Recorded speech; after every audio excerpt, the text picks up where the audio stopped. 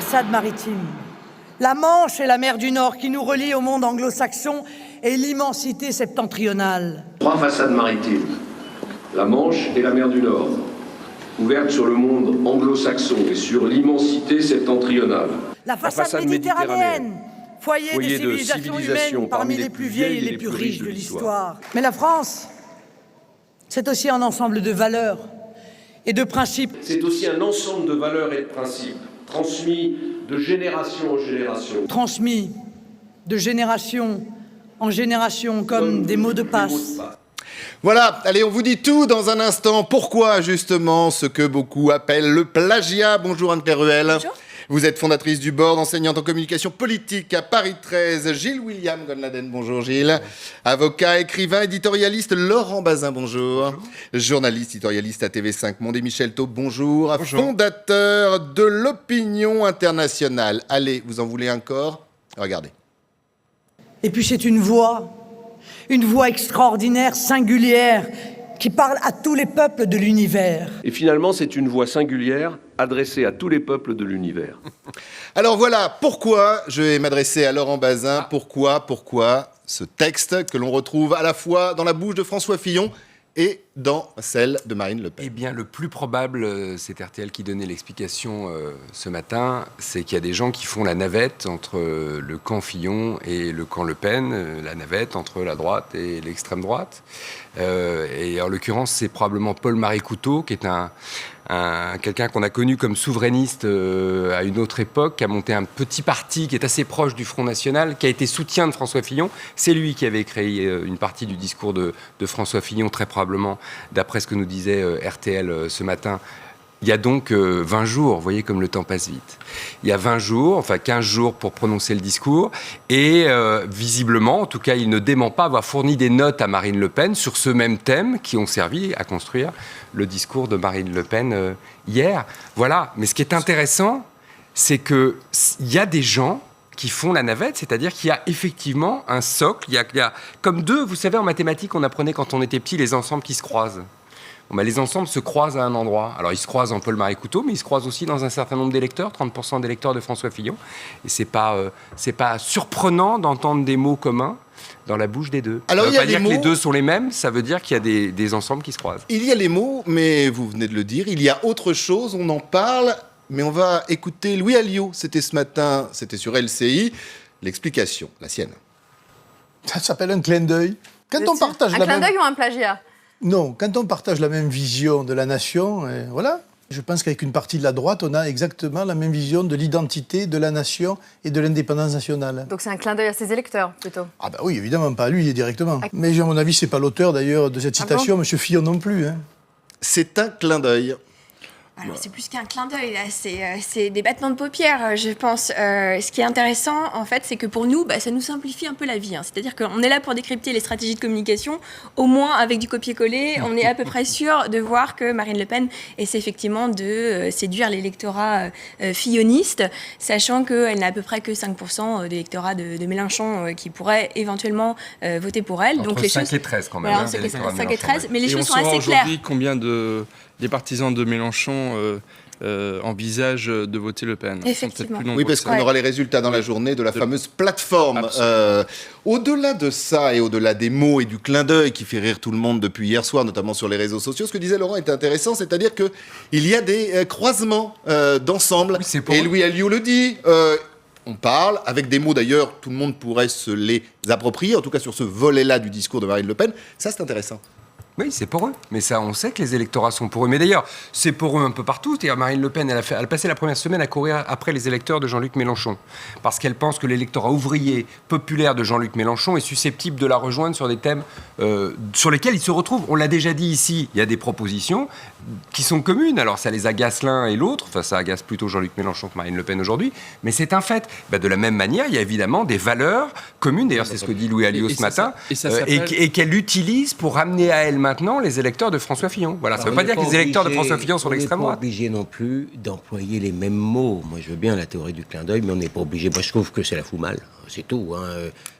La prose, qui soit en harmonie sur la nation, Fillon et Le Pen, c'est une évidence, mais la prose de M. Fillon, enfin, mise dans la bouche de M. Fillon, n'était pas à ce point exceptionnelle qu'on soit obligé de la recopier au mot près. Ce qui est très intéressant, c'est justement ça, c'est-à-dire qu'on avait vanté, on s'était tous d'ailleurs précipités pour commenter son coup auprès des ouvriers de Whirlpool. On avait vanté, c'est pas vanté, le mot n'est pas bon, mais on avait regardé un peu... Savoir-faire, souligner. Souligner. Le coup de com', et en fait, on s'aperçoit que d'une certaine façon, ça fait preuve quand même d'amateurisme. Il n'y a pas d'autre mot. Surtout à l'heure des réseaux sociaux, on sait bien évidemment quand on est un politique que tout ce que l'on dit est scruté. Aujourd'hui, avec Internet, vous ne pouvez pas recopier le même texte. C'est impossible. C'est totalement impossible. Et Monsieur Goldnadel, vous êtes avocat, mais il s'agit d'un vrai plagiat. Elle a repris mot pour mot tout un long passage d'un discours. Donc c'est pas un clin d'œil, c'est un plagiat. Et en fait, ça participe de quelques... À condition que l'auteur s'en plaigne. Oui. Bon, je pense qu'il a autre chose à faire. François Fillon. Paul-Marie Couteau, qui est l'auteur, ne s'en plaint pas vraiment. Voilà, parce qu'il est peut-être en train justement Parce qu'encore une fois, ce texte, c'est lui qui l'a amené à Marine Le Pen. Donc il n'y a pas plagiat juridiquement, mais en revanche, il y a plagiat politique. Non, mais si l'auteur ne s'en plaint pas. Intellectuel. En revanche, il y a des fautes commises par Marine Le Pen. Ça, c'en est une. Le fait de prendre un discours qui est un plagiat d'un concurrent, François Fillon. Il y a eu aussi, samedi matin, elle s'est rendue près de Marseille, devant les portes d'une usine qui pollue la Méditerranée, les boues rouges. Porte qui était restée fermée. Elle est restée seule, elle est repartie en catimini. Voilà, il y a quand même des... Voilà. Et puis il y a le coup de poker. Elle ne le sait pas. Oui, mais bon... C'est d'autant plus grave. La communication n'est que de la communication. Il faut aussi bosser le fond. Elle fait de la com. Elle veut présider la France ou elle veut faire de la communication politique? Donc, je veux dire, non, il y a un amateurisme. Et puis, il y a le coup de poker. De l'alliance avec Nicolas Dupont-Aignan. Qui, avec la question de l'euro, pour moi, c'est un coup de poker. C'est la tentative. On va revenir dans quelques instants sur ce coup de poker. Juste un mot sur le discours encore. Un mot sur le discours. Moi, j'écoutais ce discours avec attention. Ce sont des bons mots. Ce sont d'assez beaux mots. C'est emprunté assez largement à Napoléon et à Clémenceau par ailleurs. Si on parle de plagiat, ceux-là ne s'en plaideront plus non plus. Et Emmanuel Macron aurait prononcé ces mots. Personne n'aurait été choqué non plus. Donc on est sur un terrain qui en vérité est assez large et qui est assez proche de la stratégie d'élargissement de Marine Le Pen. Je ne dis pas de rassemblement, mais je dis d'élargissement de son socle de Marine Le Pen. Et d'autant plus qu'il y a un terme qu'elle utilise moins, je trouve, ces derniers temps, et ça fait partie de sa stratégie de banalisation. Elle parle moins d'identité française. Elle a plus parlé de la culture, de la civilisation, mais le terme parle moins directement, frontalement d'immigration, bien évidemment, puisque nous sommes dans un deuxième tour et que l'heure est au rassemblement. On va revenir quand même sur le 1er mai. C'était hier, un 1er mai très largement marqué par un anti-Marine Le Pen. 1er mai, il faut bien le dire, qui est quand même un échec. Il y avait 150 000, 200 000 personnes dans les rues. On est loin du million en 2002. Et puis, il y a eu de graves incidents opposant des groupuscules d'extrême gauche aux forces de l'ordre. Les images sont là pour en attester. Et puis, ce matin, on va revenir justement sur cet échec, savoir ce que vous en pensez. Mais ce matin, il y a des unes de la presse. Libération, 16 pages pour dire non à Marine Le Pen. L'appel des grands patrons, c'est dans les Échos. Et Ferrare, édito de la Croix, qui appelle à faire barrage au Front National. Tout d'abord, l'échec de la journée d'hier, en ordre dispersé.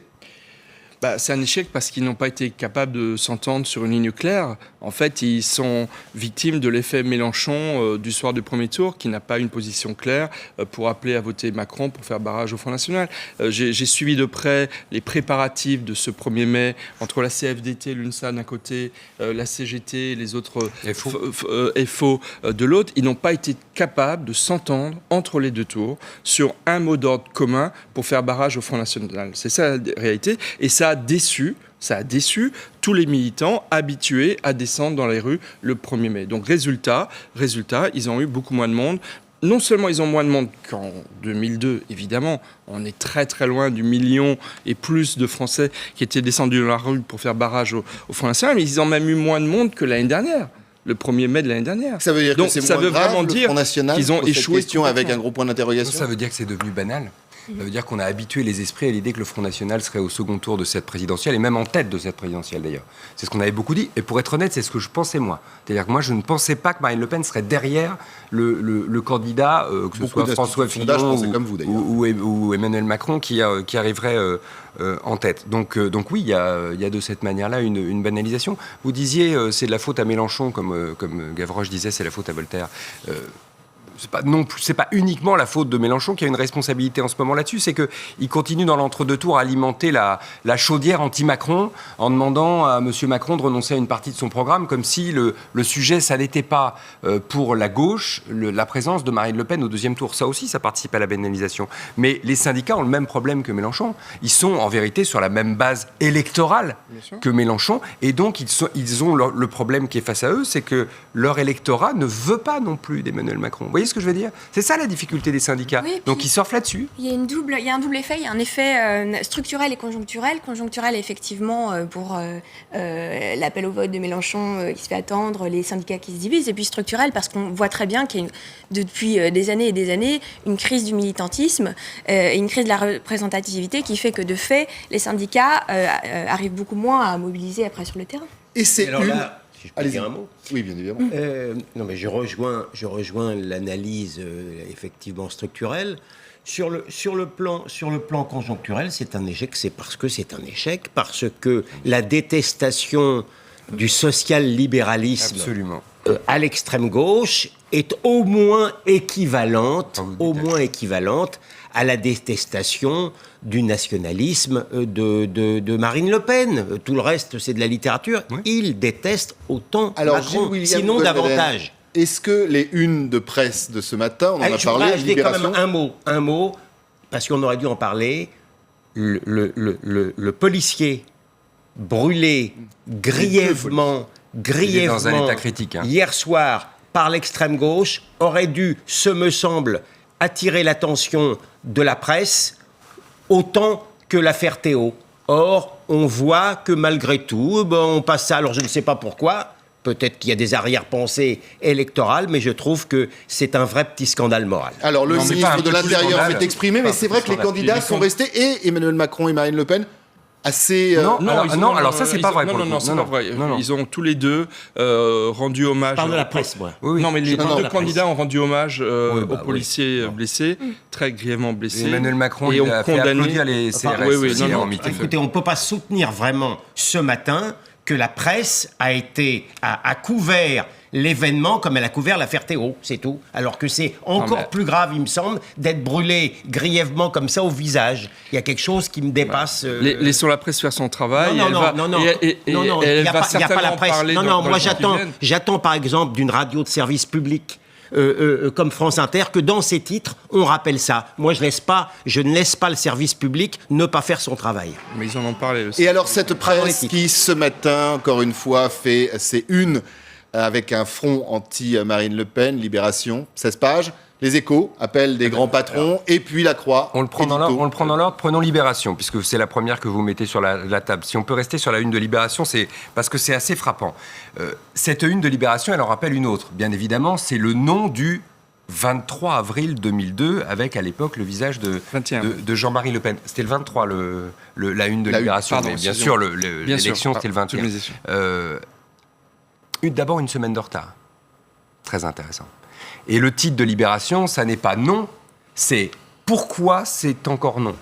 Toujours non. Pourquoi c'est toujours non. Pourquoi c'est toujours non.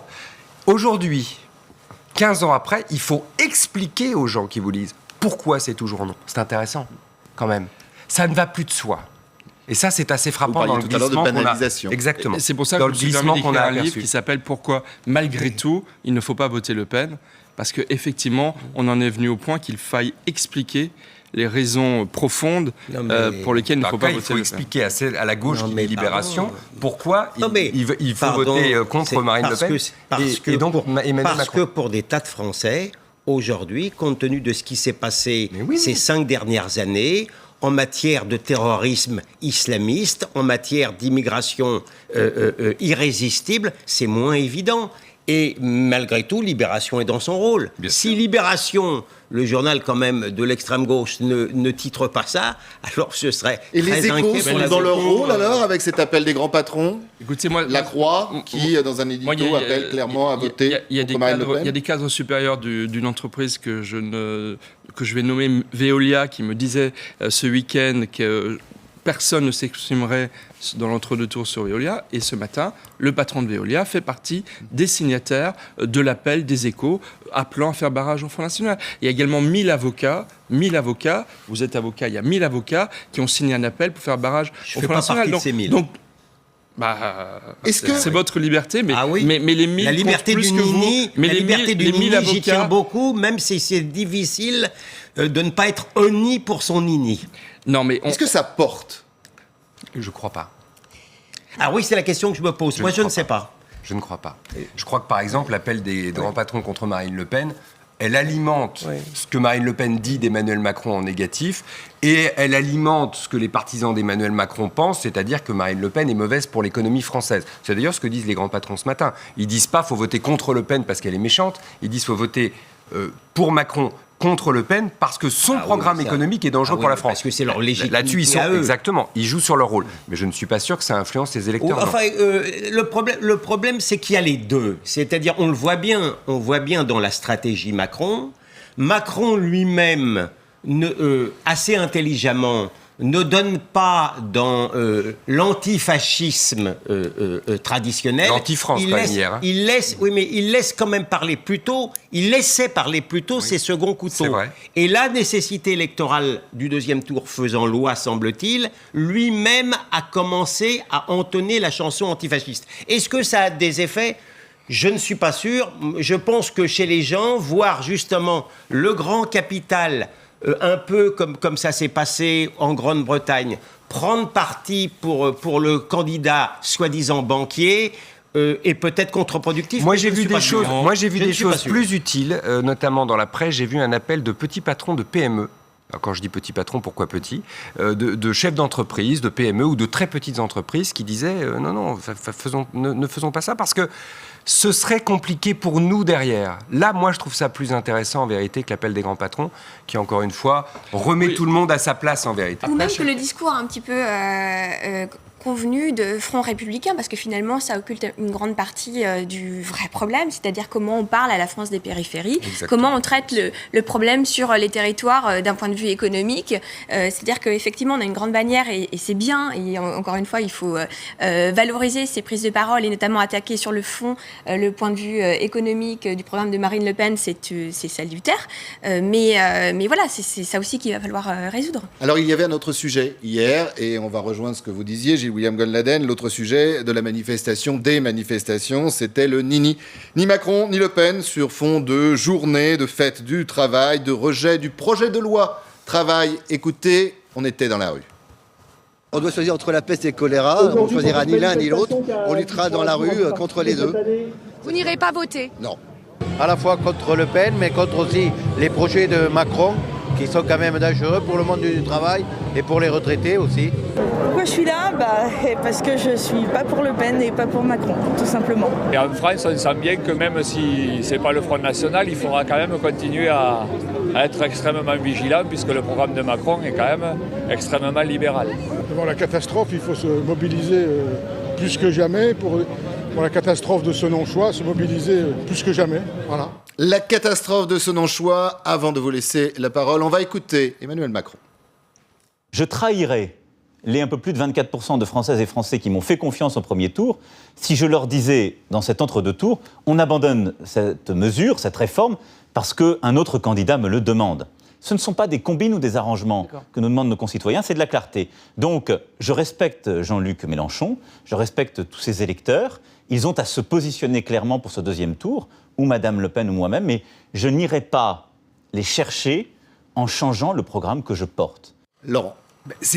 Sa position, elle est logique, elle est cohérente. Enfin, je veux dire, en plus, on ne va pas reprocher à un candidat de dire, moi, je vous ai dit qu'elle serait ma ligne, je vous ai dit qu'elle serait mon cap, je vais en changer au milieu du gué. Surtout qu'on lui a reproché à ce même candidat. Par ailleurs, pour faire plaisir à Jean-Luc Mélenchon, qui n'est pas qualifié pour le deuxième tour et qui a commencé la campagne des législatives en alimentant, comme je le disais tout à l'heure, à mon avis, la chaudière anti-Macron avec de grosses bûches qui plus est. Parce que ces bûches-là, elles brûlent bien, ça fait des beaux feux et on a vu ce que ça donnait dans la rue, en particulier chez les électeurs de Jean-Luc Mélenchon, qui aujourd'hui voteront pour certains, une toute petite minorité, Marine Le Pen. On dit, vous dites 9%, j'ai vu 13, 15%. 9 et 13. Oui. Bon, ça bouge, c'est monté jusqu'à 20%, disons entre 10 et 15%.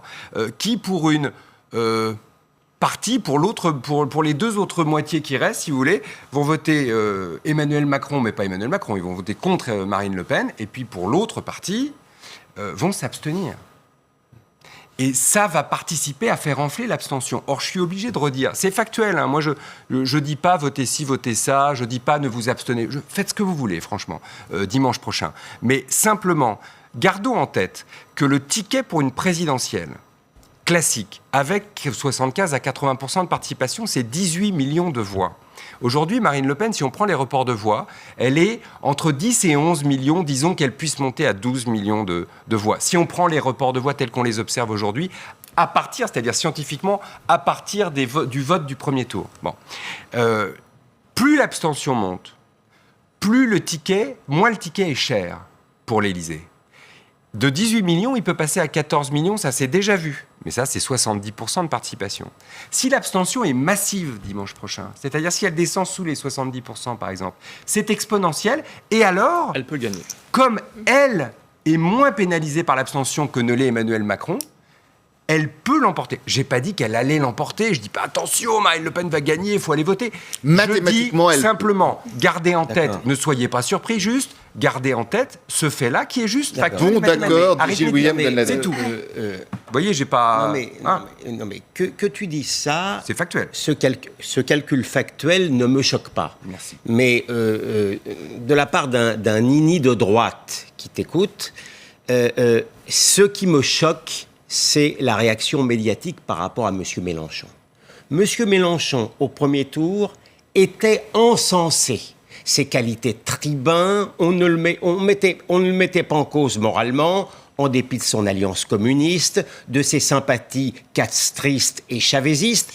Pas très peu. Quand même. Bon, écoutez, on peut toujours dire. Enfin, écoutez, je ne pense pas qu'on puisse nier qu'il ne faisait pas l'objet d'une détestation morale ou d'une critique morale frontale. Il a bénéficié au contraire d'une manière. 19% à l'arrivée. Il a bénéficié quand même d'une manière de bienveillance admirative. Et là, il a suffi qu'il parle du nini pour que immédiatement il soit mis au banc des forbans. Donc il y a dans cette réaction épidermique de la presse, quelque chose qui, pour moi, est assez irritant. Alors, je ne le prends pas pour moi, bien évidemment. Mais l'irritation épidermique. Pas du tout, au contraire, j'ai bien compris toi, ça. c'était factuel, c'était parfait. Mais je redis juste, je ne dis rien à ça. Merci. Mais je dis juste qu'arithmétiquement, plus l'abstention est importante, moins le ticket pour l'Élysée est cher. Ça, c'est un argument. Non, et puis il faut voir de quoi on parle. C'est-à-dire que qu'est-ce qui va se passer si Marine Le Pen est présidente de la République au soir du 7 mai ? On aura le temps d'en reparler. Non, mais c'est pour ça que beaucoup de... Pas que des chefs d'entreprise, les éditorialistes de La Croix a un lectorat qui est plutôt... très rare. Voilà, ça a du sens quand même, de voir 1 millier d'avocats, n'en déplaise à mon voisin. Ça ne me déplaît pas du tout, mais ça ne me déplaît pas du tout. S'exprimer pour appeler à... On ne peut quand même pas oublier Michel. Je n'aimerais Michel. pas trop déplaire de ne pas le signer. Il ne faut pas oublier Michel, les gens qu'on a entendus tout à l'heure à l'antenne et qui étaient hier majoritaires dans les manifestations. Du 1er mai. Si vous avez été à la CFDT, au rassemblement qui était à Stalingrad, celui de la CFDT, là, c'était des gens qui appelaient à voter clairement Macron et qui rejetaient très fortement le Nini. Donc quand même, le premier syndicat de France aujourd'hui, qui est la CFDT, a clairement appelé à faire barrage au Front National en votant Macron. On se souvient de Whirlpool, on a vu quand même les dissensions qu'il y avait entre les centrales et le terrain. Bien sûr, c'est vrai. Enfin, qu'il soit permis quand même à dire à quelqu'un qui ne regarde pas forcément Macron avec les yeux de Chimène, à quel point mérite également cette manière qu'a l'extrême gauche d'appuyer sur le banquier ou certains membres de l'extrême droite de préciser qu'il était chez Rothschild. Évidemment. On peut reconnaître au moins une chose à Emmanuel Macron, c'est effectivement de rester cohérent sur sa ligne, c'est-à-dire qu'il ne déroge pas parce qu'il pense effectivement, une fois qu'il est élu, à ne pas avoir traîné de boulet pendant tout le quinquennat.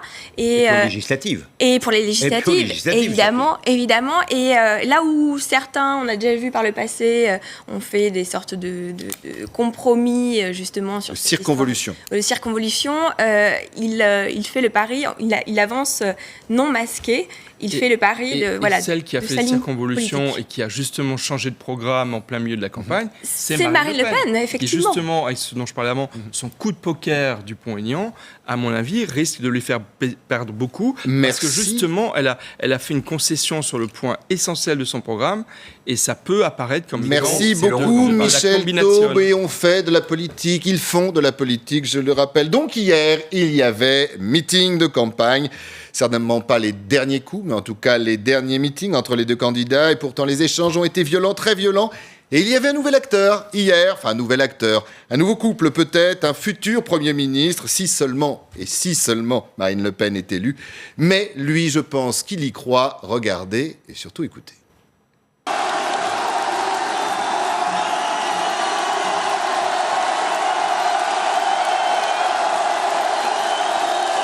Je l'ai fait. Chut, chut, chut. Soyez un peu plus sages.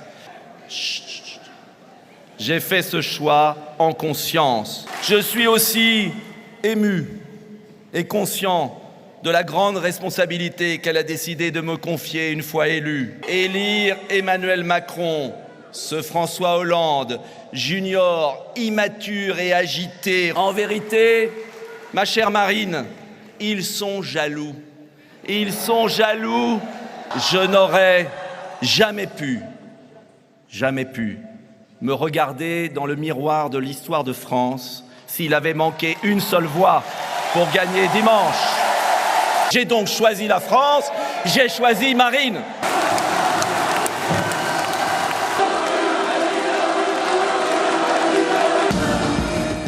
Voilà, alors ça a été coupé un peu court, vous voyez effectivement tout le monde autour de Marine Le Pen et Nicolas Dupont-Aignan légèrement sur la gauche, sur la scène. On parle de com, on parle d'image et de politique, Anne-Claire. Oui, alors on peut s'interroger un petit peu sur la posture de Nicolas Dupont-Aignan parce qu'à part être une posture personnelle, on voit que le report de voix pour son électorat se déporte vers Macron. L'intégration hier a été plutôt bien faite, pour lui, parce longue que, minute d'applaudissements. Parce que du coup, il est assimilé effectivement c'est pour quand les même frontistes. le premier type de la droite dite traditionnelle qui franchit le gué de cette importance. C'est-à-dire candidat à une présidentielle qui franchit le gué et qui rejoint... D'ailleurs, le mot meeting de Front républicain à ce meeting-là a été évoqué. Oui, mais alors, quel choix politique? Parce que les cadres de son parti désertent, évidemment.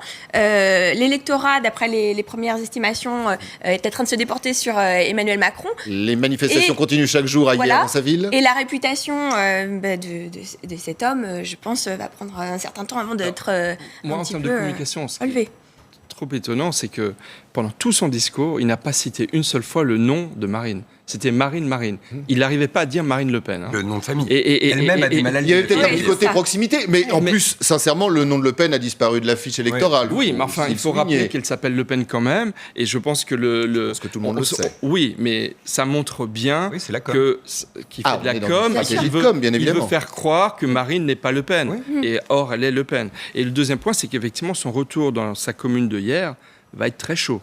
Parce que là, ça fait 3 jours qu'il y a des manifestations devant la mairie. Ouais. Ils ont rebaptisé la mairie de la honte. Il est élu, Nicolas Dupont-Aignan. Oui, il est élu avec plus de 65% des voix au premier tour, Nicolas Dupont-Aignan. Mais là, ça risque de changer. On verra. Mais c'est des habitants d'hier. Ils sont très nombreux. Oui, je comprends. Bien sûr. Oui, bien sûr. Non, mais puis je peux comprendre l'émotion de gens. Et puis par ailleurs, je regarde le mouvement. Comprendre qu'hier, il était habité dans la peau d'un éventuel Premier ministre. Alain Duhamel a dit chez vous ce matin quelque chose de très intéressant parce qu'effectivement, en termes de voix, le gain n'est pas énorme pour Marine Le Pen. C'est-à-dire que les électeurs de Nicolas Dupont-Aignan qu'on regardait justement d'après leur vote du premier tour en report de voix, pour 50% ils vont voter Marine Le Pen, pour une partie petite partie vont voter Emmanuel Macron et pour le reste, ils vont s'abstenir. Bon, donc ça va pas changer grand-chose. Donc en termes de voix, ça change pas grand-chose. C'est plutôt pour l'image, c'est-à-dire que Marine Le Pen, elle est dans une stratégie de lessivage de son image. Elle a été faire meeting à Villepinte, pas sous la statue de Jeanne d'Arc. Elle s'affiche avec Nicolas Dupont-Aignan pour montrer que le Front National n'est plus enfermé dans sa maison, close de toutes parts, mais qu'on peut y rentrer, voir que cette maison peut s'élargir. Elle change sur l'euro. C'est-à-dire qu'elle était pour une sortie brutale de l'euro. L'euro n'est plus un préalable avec Nicolas Dupont-Aignan, mais en même temps, l'euro est mort dans le Parisien hier matin. Et en même temps, on va rester dans la zone euro. Comme disait l'autre, quand c'est flou, c'est que ça ne tient pas toujours debout. Oui, non, mais moi, je suis absolument d'accord avec ce que tu viens de dire. C'est-à-dire que je ne pense pas qu'il faille à chaque fois les commentateurs soient obligatoirement, encore une fois, de manière convenue. Je ne sais pas bien si c'est électoralement bon pour elle ou pas. Les types de Dupont-Aignan, déjà, ils n'étaient pas très à gauche, donc on sait bien que les reports n'allaient pas être mauvais. Vous ne savez pas ce qui se passe ailleurs. Il est normal que ceux qui ne sont pas d'accord manifestent. Et c'est toujours pareil. Je crois qu'il est un peu abusif d'aller expliquer que hier, d'ores et déjà, est en ébullition. Ça n'est pas vrai. Alors, elle a eu l'avantage. Il y a des manifs hier, oui, ça, oui, c'est sûr. Quelques manifs. C'est normal. Puisque c'est normal. Et ceux qui sont d'accord avec lui ne descendent pas dans les rues. C'est normal, ceux qui sont d'accord. Donc de là expliquer que non, ça n'est pas vrai. Donc l'avantage, c'est de sortir du ghetto. Le désavantage, effectivement, c'est un peu d'avoir... Alors, je ne sais pas si c'est un désavantage, parce qu'on expliquait que sortir de l'euro, c'était pas très vendeur. Oui, mais ne pas sortir de l'euro 5 jours avant la fin du deuxième tour, c'est pas non plus très décoratif. Donc, vraiment, je n'en sais pas. Il n'y a qu'une seule chose dont je suis sûr et que je voudrais quand même dire sur le plan moral. Moi, je n'ai aucun atome crochu avec Dupont-Aignan et sa manière de parler ne me fait pas vibrer, pour dire les choses. Mais quand je vois certains artistes sur Twitter, le traité de grosse merde, Biolay expliquer que c'est une pute. Il y a, je trouve, il y aura procès, manquement, il a déposé plainte. Un manquement terrible à la démocratie et à la morale qui me le fait rendre sympathique immédiatement. Voilà, c'est tout. Alors, on va continuer, si vous êtes d'accord, sur ces meetings, effectivement, meetings croisés, attaques croisées, la quasi-totalité, 2 heures de meeting de Marine Le Pen, consacrée à descendre, il n'y a pas d'autre mot, son adversaire. Écoutez. Celui qui prétend recomposer la vie politique n'est que l'image d'un système qui s'écroule sur lui-même. Comme Hillary Clinton avant lui, la liste de ses soutiens en témoigne. On a les has-beens de la vie politique, Valls, Bayrou, El Khomri, Lepage, Cohn-Bendit, Delanoë, Attali, celui qui considère la mise à mort professionnelle des salariés de Whirlpool comme une anecdote, les never-been, comme Bernard-Henri Lévy, Parisot, Gattaz ou Bernard Tapie, tiens. Bernard Tapie qui fait son grand retour, et puis les milliardaires, Drahi, Berger, Bolloré, Niel, qui contrôle les médias et les communications. Voilà. C'est intéressant ce qui se passe, c'est-à-dire qu'il y a une forme de diabolisation d'Emmanuel Macron et il y a une forme de diabolisation par Emmanuel Macron du Front National. Donc il y a un effet de miroir comme ça. Alors je trouve que... Pas très intéressant pour la campagne. C'est pas très intéressant du tout pour la campagne. C'est assez... comment dire ? Tout ce qui se passe sur le monde de la finance, etc., etc.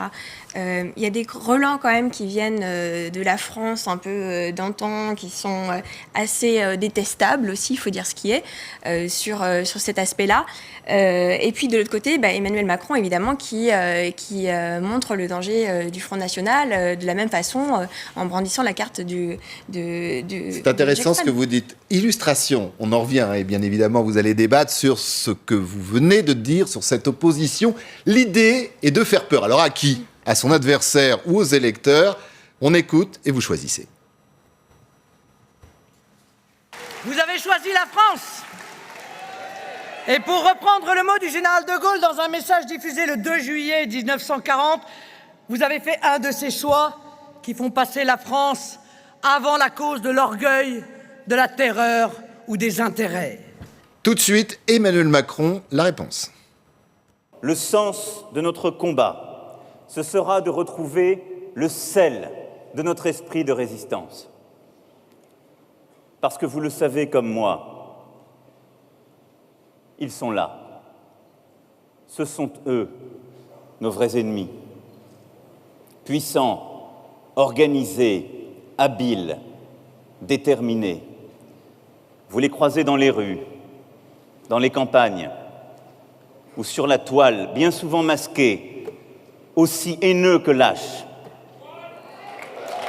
Vous les connaissez. Le parti des agents du désastre, les instruments du pire, l'extrême droite française, elle est là. Ce qui est intéressant, on le disait effectivement, c'est que ces mots auraient pu être prononcés par le Front National. Pardon, je vais vous livrer un sentiment personnel. Ça fait froid dans le dos.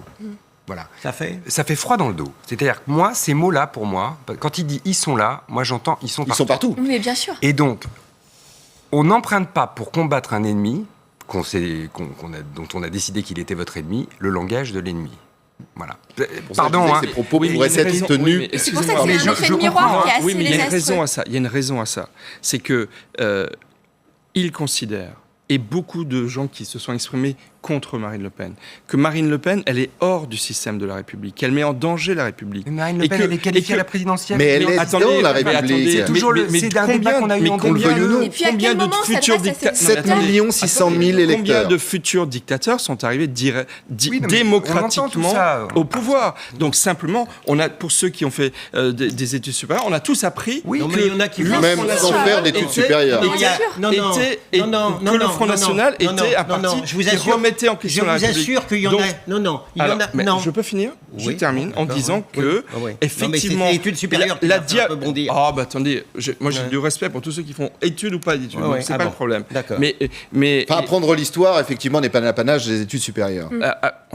Je suis tout à fait d'accord. Mais ceci dit, ce que je veux dire, c'est que cette double diabolisation dont vous parlez, d'abord, elle est l'effet de la Ve République. On est dans l'élection du président de la République. Donc c'est normal que les deux candidats au deuxième tour s'affrontent directement et radicalisent leurs positions respectives. Mais les campagnes de deuxième tour n'ont pas toujours été négatives.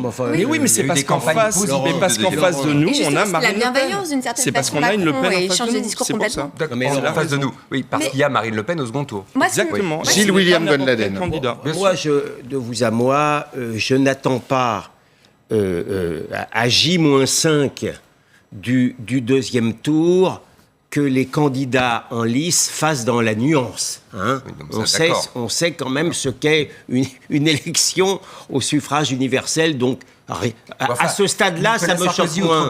À ce stade-là, ça me choque moins. Cela étant, moi qui ai fait des études supérieures et qui connais aussi bien qu'un autre le poids de l'histoire, je ne supporte pas qu'on nazifie ceux qui ne sont pas des nazis parce que ça banalise le nazisme, et je ne supporte pas non plus. Non mais écoutez, celui qui a été président pendant 3 jours. Apparemment, vous acceptez plus. Apparemment, vous acceptez il a été plus. Viré parce qu'il a. Apparemment, vous acceptez plus d'interrompre que d'être interrompu. Alors, donc, je n'accepte pas cette banalisation-là, et je n'accepte pas non plus qu'on fasse le procès de quelqu'un parce qu'il a été banquier, parce que ça me rappelle également des mauvais souvenirs. Absolument. Mais on est à J-5, donc j'ai décidé d'être indulgent. Non, ce qui peut interroger, c'est toujours la même chose. Vous allez dire que j'ai un petit peu une idée fixe, c'est à quel moment on parle aux électeurs populaires de Marine Le Pen, non pas pour une forme de rééducation en mode rejoignez la République, mais aux électeurs tout court, oui. À quel moment on répond aux problématiques de cet électorat-là pour essayer d'inverser? D'ailleurs, pendant que vous parlez, je suis désolé de vous couper, vous avez vu sur les images, ensemble, la République derrière Emmanuel Macron. Oui. Il a changé.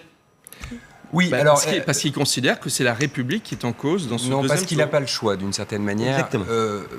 Il a commencé ce second tour, Emmanuel Macron, sur un pied que beaucoup ont trouvé un peu curieux, qui d'abord consistait à faire comme s'il avait déjà gagné, parce qu'il était sans doute très soulagé d'être au second tour, parce qu'effectivement, il a fait le plus dur. Parce que de là où il venait, c'était... Oui, et puis il a fait le plus dur. Ça ne veut pas dire que c'est fini, ça veut dire qu'il a fait le plus dur. Et ensuite, il a dit, moi... en gros, je ne fais pas campagne contre Marine Le Pen, je fais campagne sur mon programme et sur mon projet. Eh bien, il s'est rendu à l'évidence, quand on a face à soi effectivement Marine Le Pen, on n'a pas le choix, on est obligé de faire campagne contre. Voilà. Donc il se fait violence. Et moi, D'où les mots utilisés hier qui sont ou qui pourraient être ceux du Front National. Oui, mais au-delà de ça, il se fait violence et je trouve que ça se voit un peu. C'est-à-dire qu'il est moins à l'aise dans ce discours-là. Ça ne veut pas dire qu'il n'est pas républicain. Il est républicain, hein, mais il est moins à l'aise dans ce discours. Hier, il était moins à l'aise effectivement avec ces mots. Il avait du mal à s'approprier ces mots. De démolition de l'autre, de diabolisation de l'autre ou de démolition de l'autre, qu'il n'est bon quand il porte ses propres idées et son propre programme, qui par ailleurs est à lire et est intéressant. Il s'est fait violence hier, ou du moins en tout cas dans cette dernière semaine de campagne, et ça se voit. Il a consenti à faire de la politique. Mais c'est une... Voilà. Et en fait, son ADN, c'est de faire tout, sauf c'est bizarre de dire ça comme ça, sauf de la politique, comment dire, de campagne, de la politique un peu démago, un peu voilà, politicienne, si on veut. On sent que c'est sa marque, c'est pas ça. On sent que c'est un. Mais je suis totalement d'accord. Bon, après, il avait été aussi très fortement critiqué au premier tour sur la défense de son programme, perçu comme étant très flou, pratiquant des contradictions constamment. Voilà. C'est pas moins fou. Mais je pense qu'il a. Mais je pense qu'il. Moi, je considère qu'il a pris la mesure du défi face auquel il est. Okay. Et s'il avait eu François Fillon face à lui, qui n'était pas loin de Marine Le Pen, ça aurait été projet contre projet. Là, c'est Marine Le Pen. Là, c'est Marine Le Pen. Je pense qu'il ne serait pas privé. Je pense qu'il ne se serait pas privé de dire que M. Fillon singeait Marine Le Pen. Alors là, vous faites de douces illusions sur la politique. Mais non, je ne fais pas de douces illusions. Je dis simplement que Marine Le Pen étant Le Pen, il a décidé de l'appeler Le Pen. De l'appeler Le Pen. Dites, vous parlez de face à face. Je voudrais qu'on termine. Vous êtes d'accord, messieurs, vous avez vu. Il nous reste que Marine Le Pen s'appelle Le Pen. Il nous reste 3 minutes. Je voudrais qu'on regarde ces images que nous avons. Ce sont les images, les premières du studio où se passera demain, justement, le face-à-face tant attendu du deuxième tour entre Marine Le Pen et Emmanuel Macron. Journée spéciale, demain dès 6h sur LCI. La Médiasphère aussi vous emmènera dans les coulisses. Comment se préparent les derniers arguments de campagne, derniers arguments de bataille au vu, justement, des meetings d'hier.